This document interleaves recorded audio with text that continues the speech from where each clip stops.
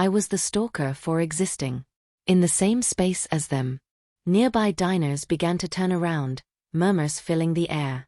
A couple at the next table whispered as they watched us. An older man shook his head, clearly disapproving of the spectacle. Marcus noticed the growing attention and became even more nervous. Serena, lower your voice. But she was in full-on performative indignation mode. Lower my voice? Why? I'm tired of having to deal with this situation. Your mother doesn't understand boundaries. She doesn't understand her place. My place. I took a deep breath, feeling every fiber of my being want to scream. The truth right there. But I held back. Not yet. Tony then appeared, walking with his quiet authority. Good evening. I understand there is an inconvenience. Serena lunged at him like a predator on prey. Yes, there is a huge inconvenience. This woman, she pointed at me as if I were evidence in a trial, shouldn't be here. She's causing trouble. She's harassing my husband and me during a crucial business dinner. I need you to remove her immediately. Tony looked at me, his expression perfectly neutral. Has the madam caused any disturbance? Serena scoffed with disbelief. Disturbance?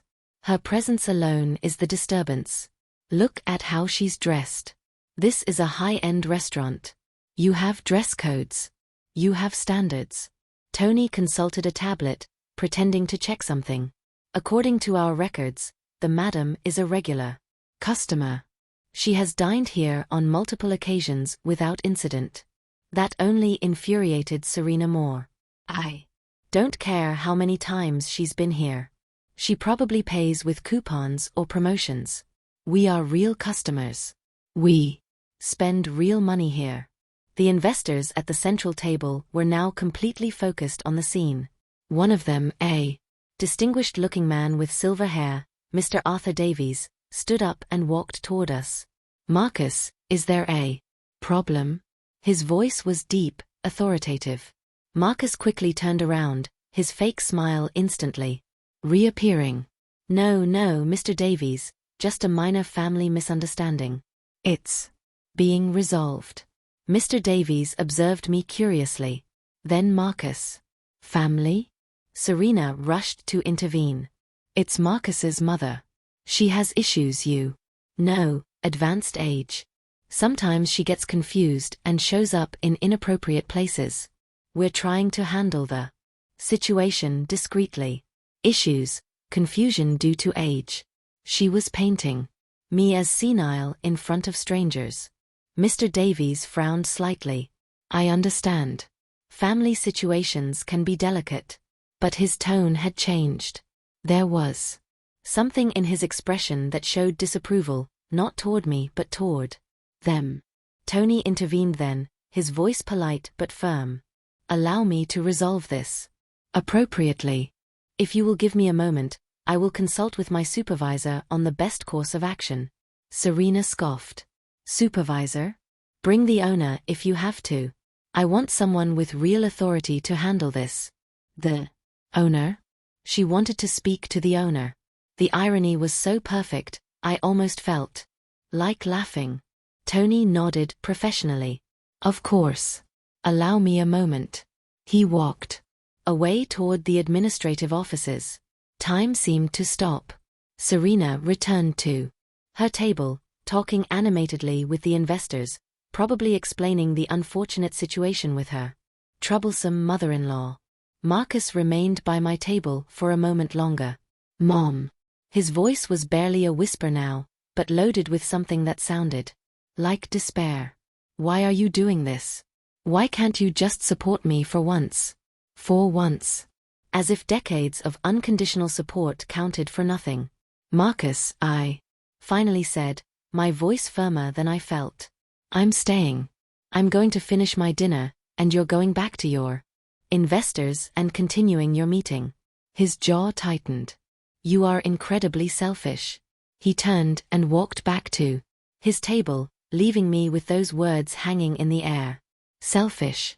I was selfish for finally setting a boundary, for finally existing in a space they considered exclusively theirs. I watched Tony emerge from the offices, walking back with a leather binder in his hands. Our eyes met across the restaurant. He nodded slightly. It was time. The moment of truth that would change everything. Forever. My heart was pounding so hard I thought everyone in the restaurant could hear it. Tony walked directly to Marcus's table, not mine. The leather binder under his arm seemed to weigh tons with the secrets it contained. The entire restaurant had caught on that something important was happening. Conversations at other tables had reduced to murmurs. Servers had stopped strategically in positions where they could observe without being obvious. Serena looked up when Tony arrived, her expression triumphant. Finally. Have you spoken with the owner? Are you going to remove this woman? Tony placed the binder on the table with a deliberate, smooth movement. Ma'am, sir, I have consulted the situation with the appropriate person. Allow me to clarify a few aspects about this establishment. Marcus interrupted, his voice strained. Look, we just want to resolve this quickly. We're in the middle of an important meeting. If you could ask my mother to leave, we would be very grateful. We can even leave a generous tip for the inconvenience. Tip as if they could buy convenience. Tony maintained his perfect composure. Sir, before proceeding, I need you to understand something fundamental about this restaurant. He opened the binder, taking out the first document. It was the official business registration with government seals and dates going back 22 years. This establishment, along with 6 other restaurants in the city, belongs to a family-owned business group. Serena barely paid attention to the document, too focused on her own indignation. That is very interesting, but I fail to see what it has to do with our situation, Tony continued. Unperturbed. It has everything to do with it, ma'am. You see, the majority owner of these establishments prefers to maintain a low profile. She does not seek publicity or recognition, but she is present more often than people imagine. He took out another document. This one with photographs.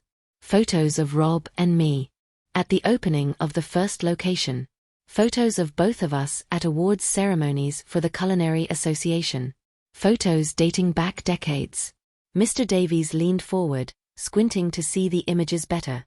Wait, that woman in the photos? Serena finally paid attention, picking up one of the documents. I watched her eyes scan the lines, her expression turning from irritation to confusion. I don't understand what this is. Tony pointed specifically to a section of the property record. As you can see here, the current proprietor is Mrs. Elena Johnson, Robert Johnson's widow.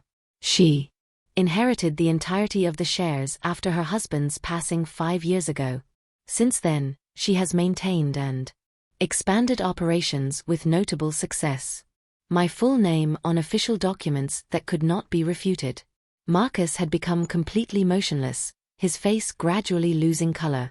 Wait, Eleanor Johnson. Serena shook her head, her voice rising again. This is ridiculous. This has to be a mistake. There has to be another Eleanor Johnson.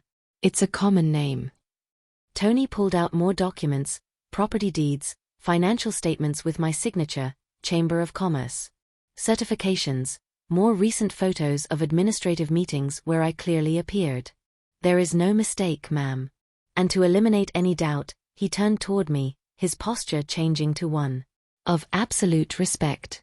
He walked to my table while the entire restaurant held its breath. Madam Proprietor, I deeply regret that you had to witness this unpleasant situation. How would you like me to proceed, Madam Proprietor? The words fell into the silence like stones. In still water. All eyes turned to me.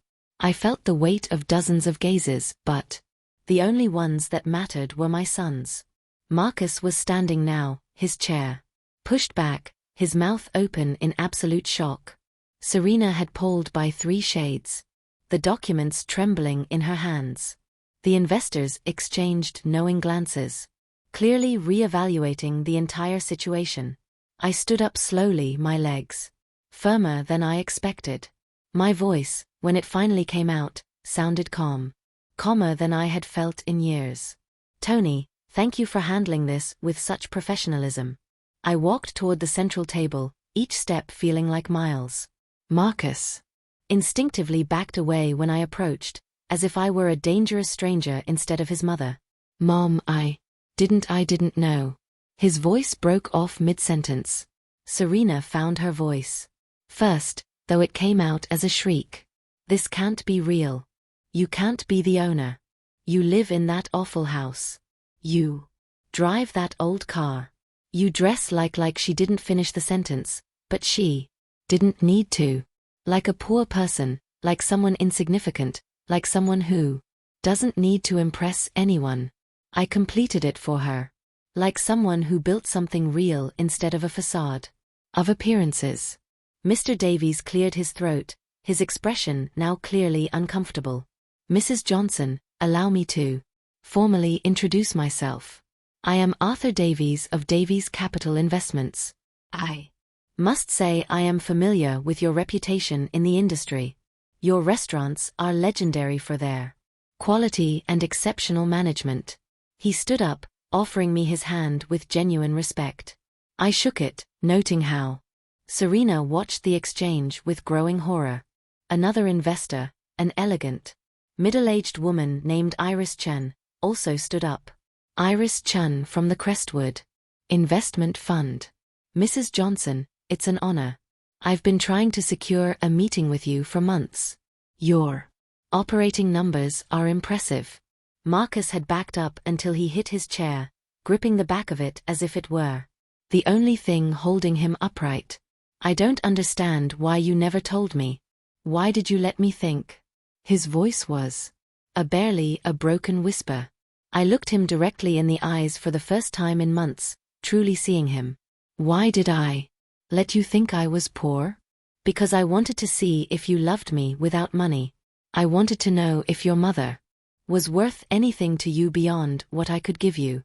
The words came out with a pain I had been holding back for years. And I got my answer, Marcus. I got it every time you asked for money, without asking how I was. Every time Serena humiliated me and you stayed silent. Every time you kept me away from my grandson. Serena recovered some of her earlier bravado, though it sounded hollow now. This is you deceived us. You made us think you were nobody. I turned to her slowly. I didn't deceive you. You assumed. You saw modest clothes and decided I was worthless. You saw humility and mistook it for poverty. You saw simplicity and decided it was stupidity. My voice rose slightly. Years of humiliation transforming into words. You never asked me about my life. You never showed curiosity about how I paid the bills or where the money I constantly gave you came from because you didn't care. You just wanted what you could extract from me while keeping me small enough to feel superior. The restaurant was in absolute silence. Even the servers stood motionless. Marcus tried to approach, his hand extended. Mom, I am sorry. I didn't know. I stopped him with a look. You didn't know what, Marcus? You didn't know that treating me like trash was wrong. Did you need to know I had money to treat me with basic respect? Tears began to stream down his cheeks. It wasn't my intention.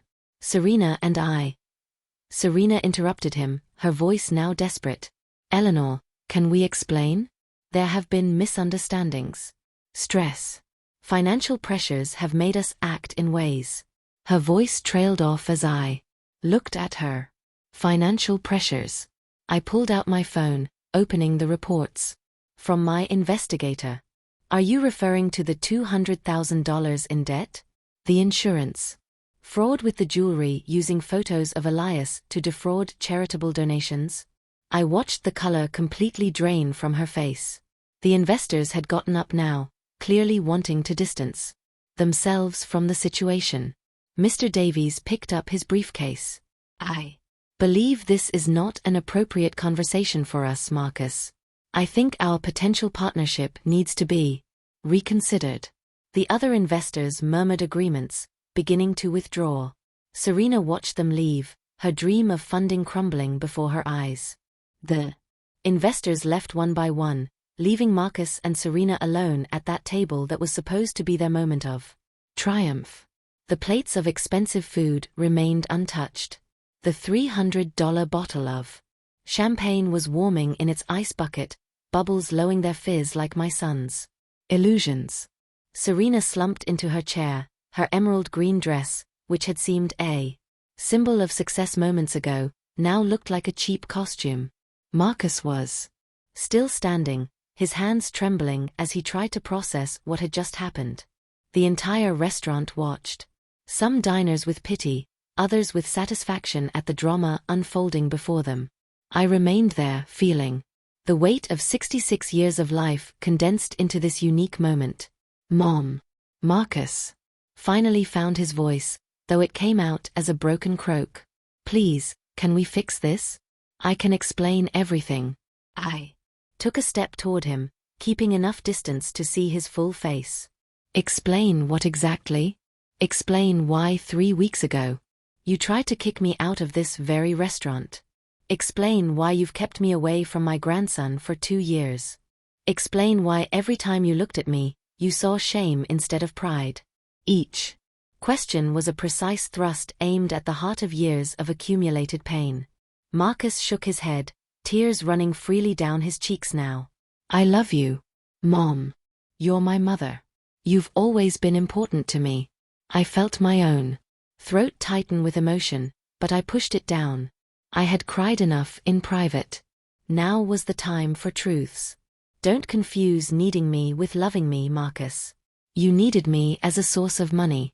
You needed me as an emotional safety net when it suited you. But loving me would have meant respecting me even when you thought I had nothing to offer you.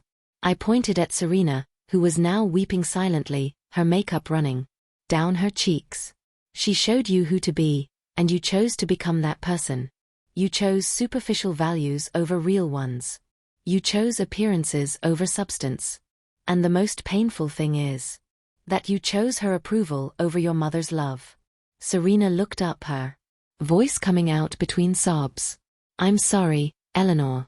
I really am. I came from a family where appearances were everything, where status defined your worth. I didn't know how to be different. It was the first time I heard her sound genuine, vulnerable. But apologies after being caught always sound different from apologies born of real remorse. Serena, I said, my voice softer but firm. You had countless opportunities to truly know me, to see beyond my clothes or my house. Every time I cooked for you with love, every time I knitted clothes for Elias, every time I offered genuine help, you could have chosen to see me as a person. You chose to see me as an obstacle. Tony discreetly approached, leaning down to speak quietly. Mrs. Johnson, would you like privacy? Should I prepare one of the private rooms? I considered the offer.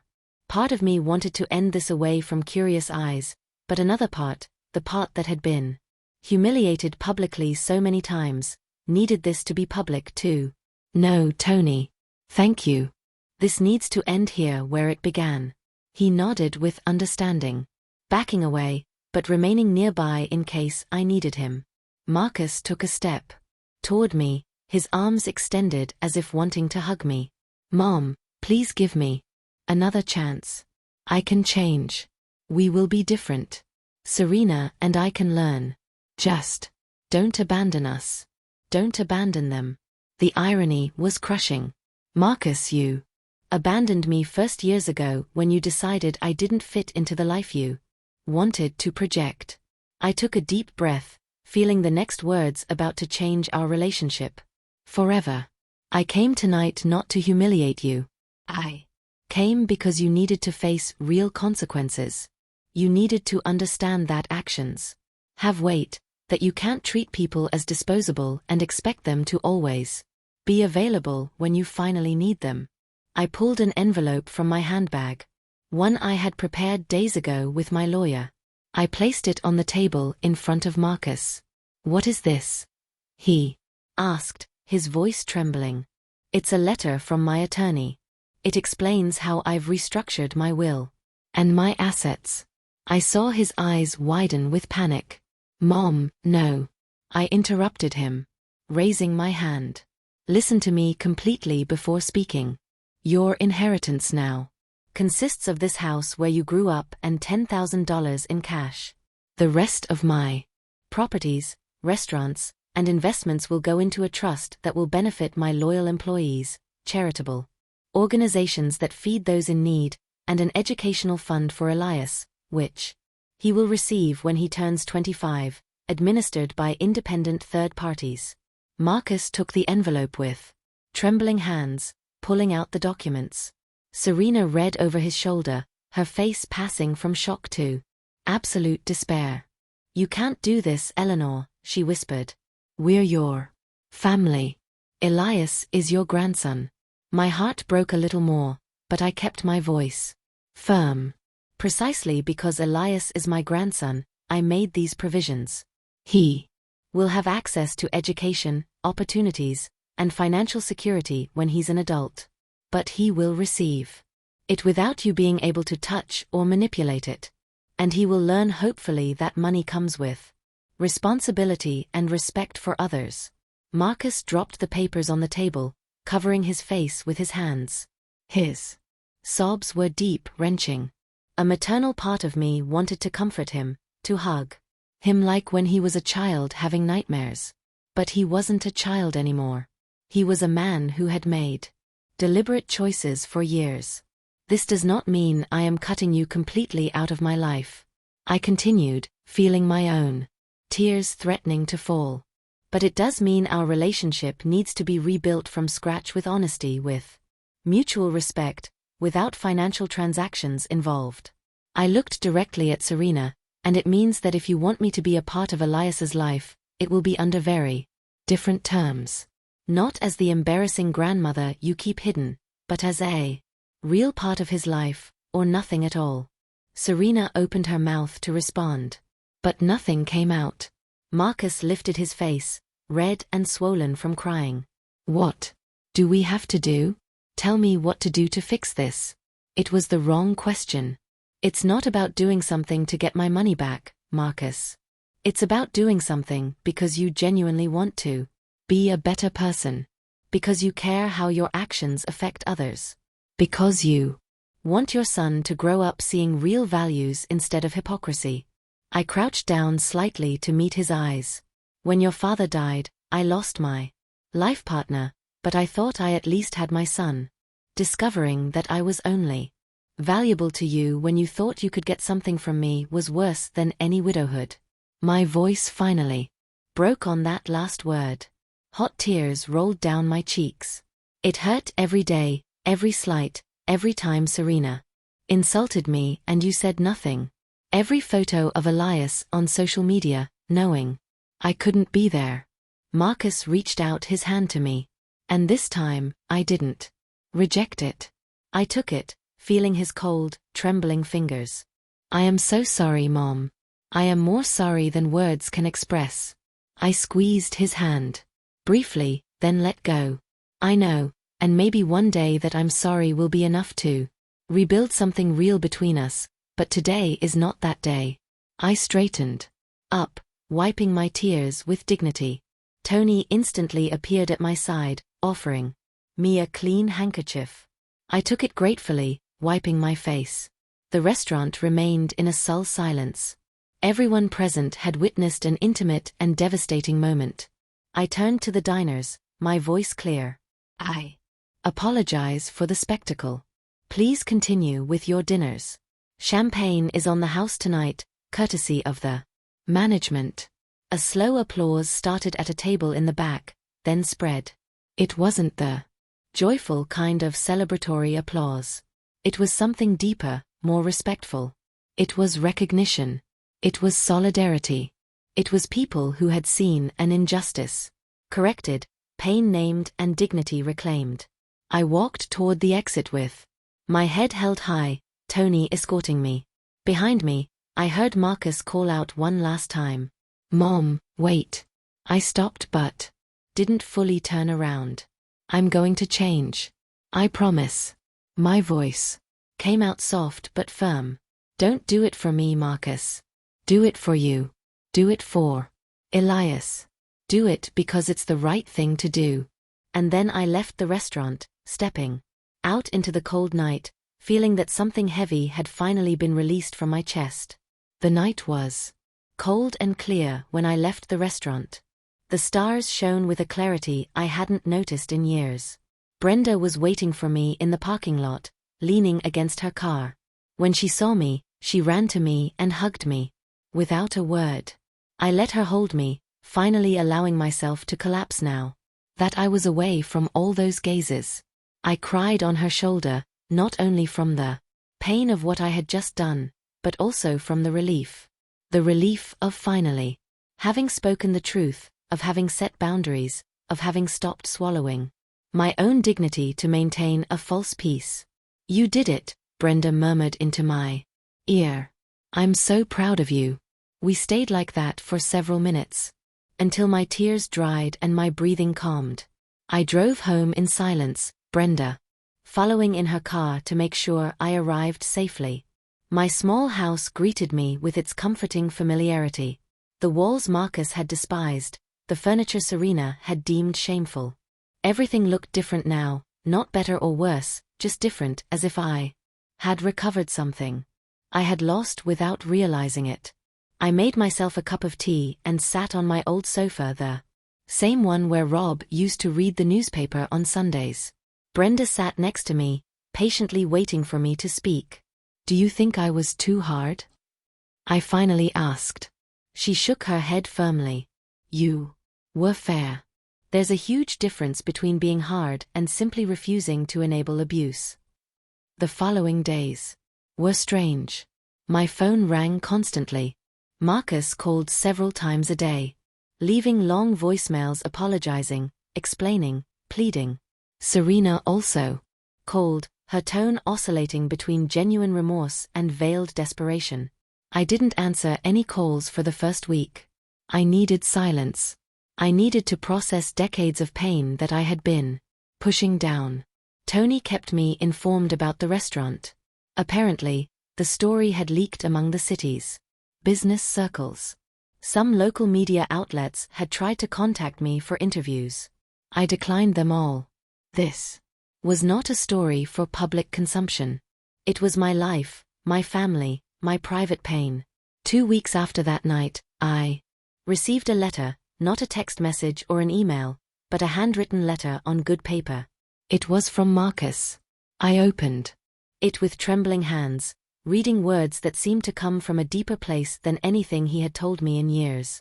He spoke of therapy he had started, of honest conversations with Serena about their values and priorities, of selling the expensive condo and moving to something more modest, of seeking real work instead of investment schemes, of wanting Elias to grow up knowing the value of honest work and respect for all people regardless of their outward appearance. He didn't ask for money. He didn't ask me to reverse my decisions about the inheritance. He only asked at the end of the letter for the possibility of rebuilding a real relationship. I cried reading that letter, not from sadness, but from something more complicated. Hope mixed with caution, love mixed with self-pity. Protection. I replied with my own handwritten letter. I told him I appreciated his words, but that long-term actions would speak louder than any immediate promise. I told him I was willing to try slowly with clear boundaries, that we could start with occasional coffees, conversations without an agenda, rebuilding trust brick by brick, and that more than anything, I wanted to know my grandson. Really know him, be present in his life if they genuinely allowed it. A month later, we had our first coffee in a neutral place. Not at my restaurant or in their part of the city. Just the three of us, Marcus, Serena, and me. It was awkward at first. Forced conversation, long silences, but there was something different in their eyes. Less arrogance, more humility. Serena formally apologized. No excuses, no justifications, just acknowledging the harm caused. I didn't forgive her. Immediately. True forgiveness takes time, but I acknowledged her effort. Marcus spoke about his new job, one with a modest but honest salary, about how he felt lighter without the pressure of maintaining impossible appearances. About the conversations he was having with Elias about kindness and respect, even at the child's 2 years old. 3 months after the restaurant incident, I finally met Elias properly. Marcus and Serena invited me to a public park. My grandson ran among the swings, his laughter filling the air. When he saw me, he hesitated. I was a stranger to him. But Marcus knelt down to his level, pointing to me. Elias, this is your Grandma Eleanor, the person who made you that scarf you like so much. I had continued knitting for him, sending gifts through Marcus, not expecting recognition. The boy looked at me with those huge, curious eyes. Then he ran toward me with the absolute trust that only children have. He hugged my legs. I felt my heart simultaneously explode and rebuild itself. We spent the afternoon playing. Elias showed me how to climb the slide, how to swing, how to look for insects under the rocks. Marcus and Serena watched from a nearby bench, giving us space, but remaining present. When the sun began to set, Elias yawned. In my arms, his head heavy against my shoulder. Grandma, you smell nice, he murmured sleepily. Those simple words meant more than any elaborate apology. They meant future. They meant possibility. They meant that maybe, just maybe, something good could grow from all this pain. The rebuilding was slow. There were setbacks, moments where old patterns tried to resurface. But something was fundamentally different. Now there was honesty, respected boundaries, genuine effort. Marcus began to visit me regularly, not when he needed something, but simply to be there, to ask about my day, to hear stories about his father he had never wanted to hear before. Serena surprisingly became a humble student. She asked about my work in the restaurants, about the business decisions, about how Rob and I built something lasting. Not to copy me, but to genuinely learn about values she had never been taught. 6 months later, on my 67th birthday, Marcus organized a small dinner, not in an elegant venue, but in my house. He cooked the meal himself, using recipes I had taught him when he was a boy, but had forgotten. Serena brought flowers from the local market, not expensive floral arrangements. Elias gave me a drawing made with crayons, crooked lines that were supposed to be him and me. I hung it on my refrigerator where it remains to this day. That night, after Elias fell asleep on my old sofa, Marcus took my hand. Thank you for not giving up on us, for giving us this chance to be better. I squeezed his hand back. Thank you for taking it, for choosing real change instead of just saying words. Today, 2 years after that night at the restaurant, my life is different, but also similar. I still live in my modest house. I still drive my old car. I still dress simply. But now Marcus understands that those choices don't come from poverty, but from values. I still manage my restaurants. Though now Marcus occasionally accompanies me to administrative meetings, genuinely learning the business, not to inherit it, but to understand his father's legacy. Serena started working for a real charitable organization, using her social media skills for genuine causes instead of self-promotion. And Elias, my sweet Elias, comes to my house twice a week. We bake cookies together. I tell him stories about his grandfather. I teach him that people's value is not in their clothes or their house, but in their heart and their actions. The reconciliation didn't erase the pain. The scars remain. There are days when I remember the humiliations and they still hurt. There are moments when I see Marcus and Serena and a part of me remains cautious, protecting my heart from future hurt. But there are also moments of genuine laughter, of real connection, of love that is learning to exist without conditions or transactions. I learned that setting boundaries is not cruelty, that demanding respect is not selfishness, that protecting your Dignity does not make you less loving. And I learned that it is never too late to teach, even your adult children, that every person deserves to be treated with basic humanity, regardless of how much money they have or how they dress. That night at the restaurant changed everything. Not because I revealed my wealth, but because I finally revealed my worth. And that worth never depended on how many restaurants I owned or how much money I had in the bank.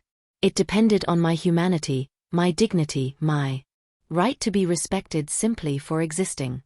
Rob would have been proud not of the empire we built, but of the woman who finally defended that empire when it mattered most.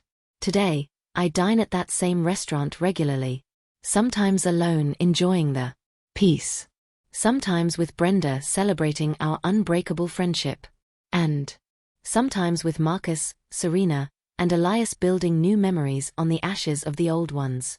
Respect is not inherited. It is earned. It is chosen. And it is protected. Even when it hurts. Especially when it hurts. Because in the end, the only thing we truly possess is our dignity. And no one can take that away from you unless you let them. Did you like my story? And which city are you listening from? Thank you so much for your sweet support. I'm looking forward to your comments on the story. On the screen, you can see 2 new life stories that I highly recommend. There's so much more on my channel. Don't forget to subscribe. See you in the next life story. With love and respect.